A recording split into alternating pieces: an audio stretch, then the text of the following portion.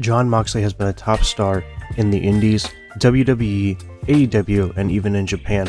But today we're going to find out that if we put him in TEW at the start of his career, how far and how successful will he be?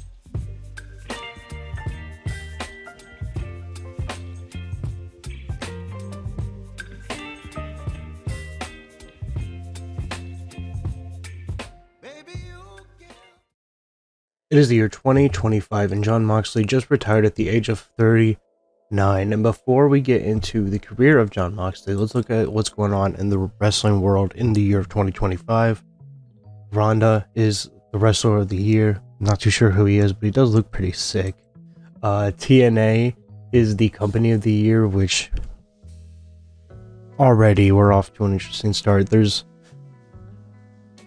I don't think any way that in 2025 TNA will be the company of the year. Ronda and Brother Ray is the tag team of the year. Looks like he's just dominating everywhere. The match of the year, okay, is TNA Sacrifice, where Ronda defeated Elias Samson. That's an interesting match to look at. Show of the year was TNA Unbreakable. Young Wrestler of the Year, Kento Kobyun, Young Wrestler of the Year. Veteran of the Year was Mark Magnus. I believe that's Muhammad Hassan, I believe. Female of the Rest of the Year is Taryn Terrell. Most Approved Company is Chikara, still around in this time period, okay. Independent Wrestler of the Year is Apollo Dantes Jr. Manager of the Year is Rasuke Taguchi. Announcer of the Year is Dave Prazak. Commentator of the Year is Joey Janela. Okay, that's interesting. Referee of the Year is Jack Doan. And that's it for those. Let's look at the annual awards here. So we started in 2004. So 2004 it was Brock Lesnar won Wrestler of the Year. Then Rob Van Dam, Kurt Angle, Rob Van Dam again. Triple H, Mark Calloway, The Undertaker, John Cena, The Undertaker, CM Punk, Bryan Danielson, Kurt Angle, The Undertaker in 2015. That's really interesting. Bryan Danielson again. James Gibson, is that? I believe that's Jamie Noble, right? James Gibson. Yeah, it's Jamie Noble. Okay. That's interesting. John Cena 2019. Really interesting that he is making an impact in that time period, but I guess they don't really have the just dropping wrestling and going to Hollywood type thing fully in this game. Randy Orton in 2020, Gronda in 2021, Gronda in 2022, Bryan Danielson in 2023, and Gronda in 2024, the year we just looked at. Tag teams of the year, again, starting 2004, we got Evolution, looks like 2 years in a row. Randy Orton, Triple H, Randy Orton, Ric Flair.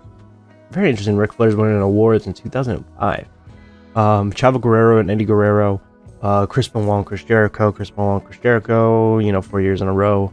Chavo Guerrero and Eddie Guerrero, Chris Benoit and Chris Jericho. Again, man, they dominated. Chavo Guerrero and Eddie Guerrero, 2 years in a row. Chris Jericho and Christian Cage, 3 years in a row. Rene Dupree and Stu Sanders.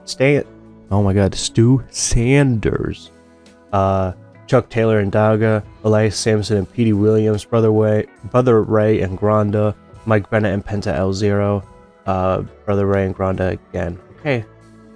Interesting name seeing Elias here, and even kind of Petey Williams, especially in 2020. But looks like, as you can see, so far, no good news for Dean Ambrose or Jon Moxley. 2004 was Randy Orton, then The Amazing Red twice, Johnny Jeter. Oh, this is for Young Wrestler of the Year, by the way. Johnny Jeter, 3 years in a row. Ricochet, get ready for a Ricochet sim. Spoilers. Mascara Dorado, 2 years in a row. Io Shirai, 2 years in a row. Garza Jr., 2 years in a row. Desmond Xavier, Trey Miguel, Corcel Jr., Marcus Snott. That does not. No way. Isaiah Cassidy, Volder Jr., and El Hido del Santo III. I guess I said that right. Veteran of the Year. You got Kevin Nash. Okay. Kevin Nash in this 2004 save. This is the Ruthless Aggression save. And Kevin Nash always does pretty well, like right at the beginning, which is interesting. But I mean, obviously, he won the award. So Kevin Nash, Ric Flair, Sting 2 years in a row, Mark Calloway, Sting, Shawn Michaels, Kurt Angle, Chris Jericho, Undertaker, Paul White, Ron Killings, 3 years in a row. Good for him. James Gibson, Triple H, R-Truth 2 years in a row, and then Gronda. Oh, we're not done. And then Mark Magnus in 2024. Female Wrestler of the Year. Oh, wow. Okay. So Amy Dumas won it 3 years in a row. Then Ayaka Hamada won it 2 years, and then Amy Dumas won it 2 years after that. Bobby Billard. Okay, almost said billiards. Amy Dumas 3 years in a row. Bobby Billard 2 years in a row. Io Shirai 2 years in a row. Nikki Garcia, which I believe that is Nikki Bella. Io Shirai won it again, and Terrence Rowe won it 3 years in a row. Has Nikki Bella actually ever won a Women's Wrestler of the Year? So Independent Wrestler of the Year. Any Jon Moxley doesn't look like it, unfortunately. AJ Styles, Bryan Danielson, Christopher Daniels, Bryan Danielson, Lightning 2 years in a row. Chris Candido in 2010 winning Independent Wrestler of the Year. Okay. Jeff Hardy in 2011, CM Punk 2012, Nigel McGuinness, Penta El Zero, La Sombra again, Dalton Castle, Monday Ryu, Kevin Steen, Lufisto, Portia Perez 2 years in a row, and then Skyde Jr. and then Apollo Dantes Jr. as well, of course. Company of the Year. Nothing standing out, unfortunately, other than, of course, the TNA dominance. WWE, you see it. 1, 2, 3, 4, 5, 6, 7 years in a row. TNA 2 years in a row after that. This is like the 2010, 2011, that was kind of like the TNA WWE war. So it's interesting to see that TNA kind of came out on top after that. Obviously not the same time period, so it probably didn't really happen the same way, but it, in terms of this, it's pretty close to it. WWE 3 years in a row, and then the dominance from 2016 to 2024, TNA killing it. And then we got Most Improved Company of the Year. This is always kind of interesting. NWA Upstate, NWA Florida, IWA Puerto Rico, PWG Stampede, UPW, NLW, BCW Wildside, ASW, CMLL, Lucha Underground, AAA, WWE 3 years in a row. Okay, I guess they had to come back from TNA. AAA again, Firestorm, WWE, and then Chikara with 2 years in a row at the end. Match of the Year. Okay, well, this one I'm not going to really go through fully because I don't want to read all this, but you can see, 100 overall match. I love, maybe not so much for simulations, I guess, but I just like the rating system in this, in the Ruthless Aggression save, because I feel like people are very good for the most part, and maybe that just says something about how I play the game normally, but I don't know, it's kind of fun because you can go in and book some good matches that would, you would think would make really good sense in real life, and they would actually turn out really good in the game. Maybe with a little less build like you normally do in TEW. So it's a nice little refresher because I've been playing it. Obviously, I'm started the Ring of Honor save, but I also like to do when I have a save going, have the same, play with the same database in the background to kind of, experiment with different things. So I'm having a lot of fun with 2004, but card of the year,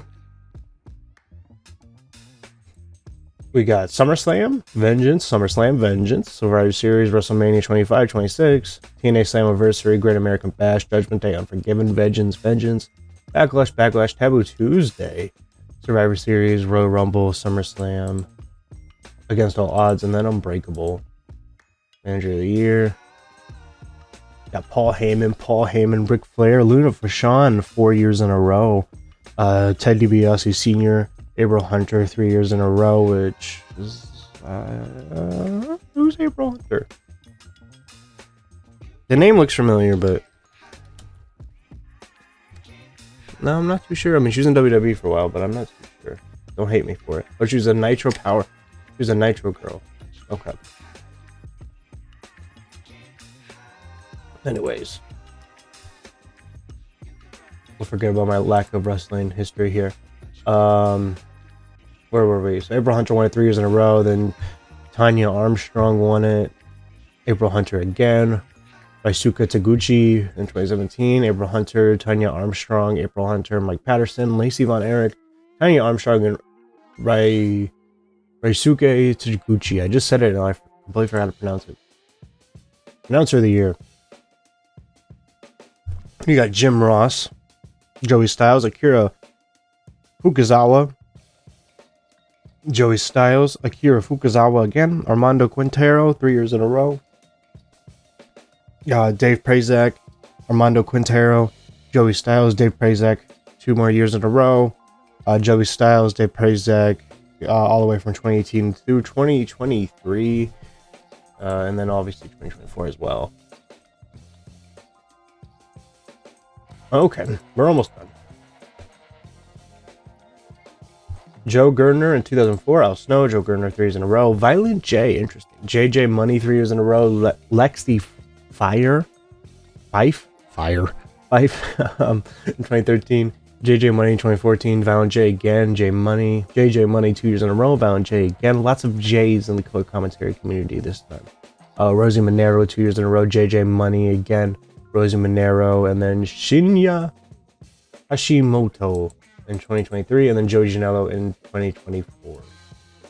And then referee of the year, we see Earl Hebner winning in 2023. Good for him. Yeah, you see it. You know. Okay. I don't need to see all that stuff. So let's look at Company Wars, because I want to see. Yeah, TNA actually passed. It's very rare that you see a company beat WWE. Wow. Let's look at the money situation.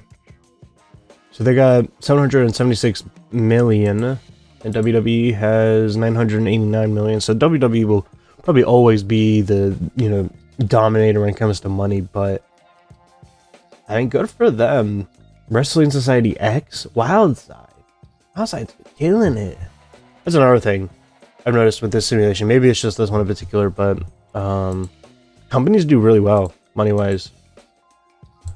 Like, I think it's just probably because there's a lot of talented people all over the place, but I mean, good. It's fun to see it.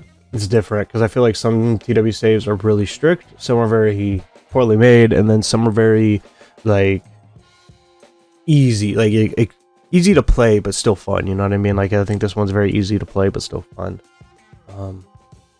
I think it's definitely in my a top tier TW database. I'm not in a company. Okay, so the main event, who we came to see, kind of. We'll jump around afterwards, but so Jon Moxley. Let's look at his headlines. He enters wrestling in June 2004. He's been hired by APW, hired by UPW, hired by WSX. So he already kind of started off on a, doing the indie circuit pretty well. In 2007, Blue Meanie appeared on a radio show and mentioned that he and Jon Moxley had some problems behind the scenes recently. Bro, how would we survive without a Blue Meanie Jon Moxley friendship? And looks like he's having some troubles with Lance Storm. He leaves WSX. He joins Lucha Underground in 2014. He moves to Mid-South, gains some weight, bulking up his muscle mass significantly. And Murder One and Jon Moxley now hate each other due to the Nia Rose and Jon Moxley affair. There's no news about that, but hold on. Jon Moxley sustained a broken neck and will be out for 1 year, 2 months, and 2 weeks in 2022, and then he retires in 2023. Okay, so he did not. I don't think he wrestled, did he, after his injury? No, it doesn't look like it. Okay. Let's look at his personal history, or whatever, his personal info. He's dating Nyla Rose. Okay, so there must have been something going on with that caused some heat. Okay, good for him. Good for him. He speaks Spanish, by the way. If anyone did not know that, I don't know how truthful it is. Maybe he does. Let's look at his title history. Okay. Very disappointing, I will say, right off the bat here. Obviously, you never know how these sims are gonna go. And I was just saying how everyone seems pretty good overall in this game. But it looks like Jon Moxley did not get that bug. He was a 5-time UPW lightweight champion from 2011 to 2015. Well, January 2011 to January 2016. I think he did okay. Obviously, you saw in his thing, and I don't think he got any Hall of Fame inductions. He was in the Power 500s twice in his career. 2020, 2021 as 474 and 489. Very disappointing career, I won't lie. His top 25 matches, it was a 78 on UPW. It was a tag team match. That's very unfortunate.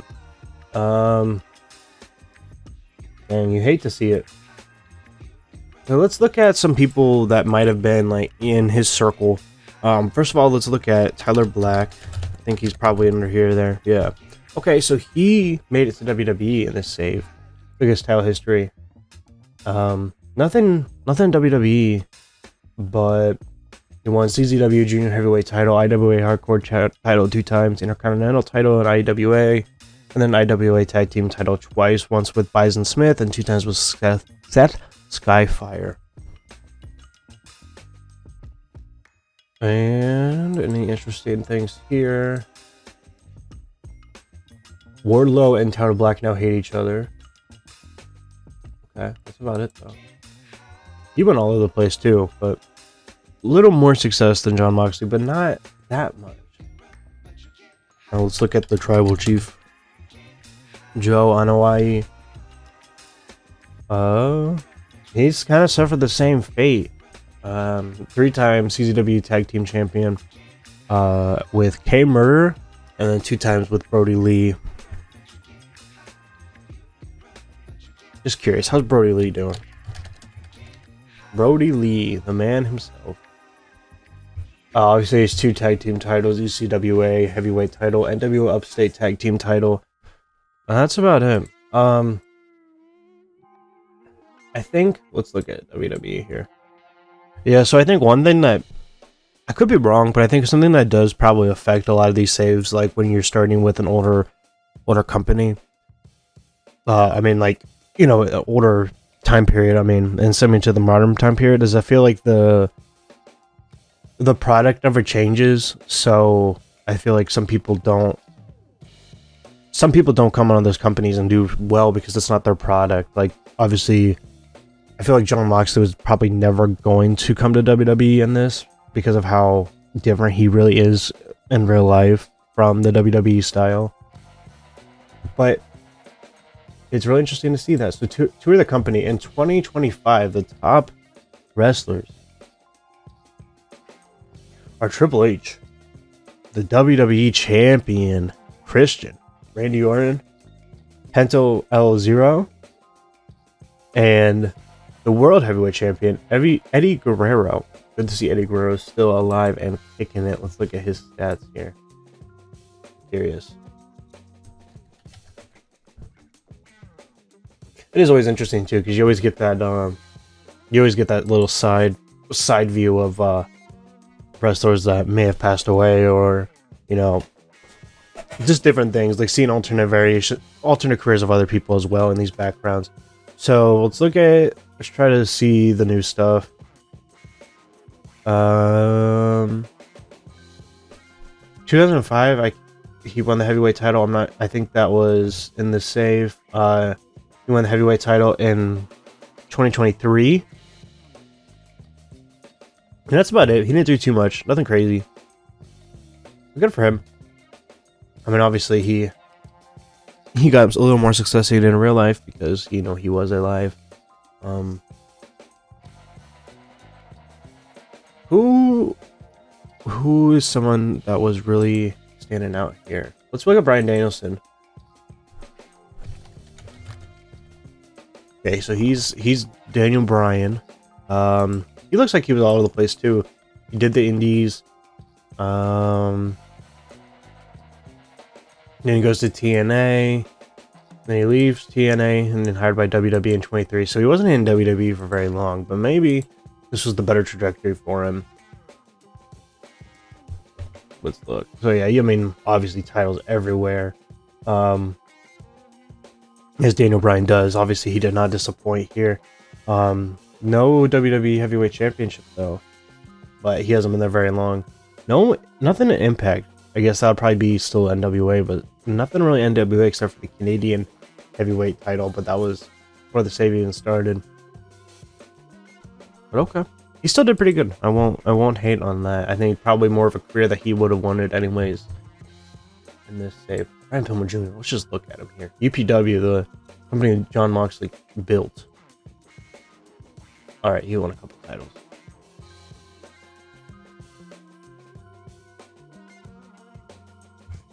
I think that's about it though. Nothing too crazy. Let's look at AEW. Let's look at the tour of the company here.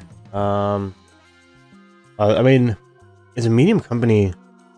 Maybe these guys are doing really good now, but I mean, amazing. Portia Perez, Amazing Red, Brian Cage, Nichelle Millionaire, that's Psychosis, Slick Wagner Brown. I mean, maybe they are in good in this, but it's not like it's just a big indie, like it kind of started out as in real life. Not the WWE 2 like it is now. Okay, I think that's gotta do it. Obviously, sometimes we'll get some disappointing results from these. I'm hoping for a good one. The Mandy Rose one was kind of disappointing. This one was kind of disappointing. But we'll get it. We'll get it. There's always the Dominic Mysterio simulation in there every once in a while. So hope you guys enjoyed, and I'll see you guys next time.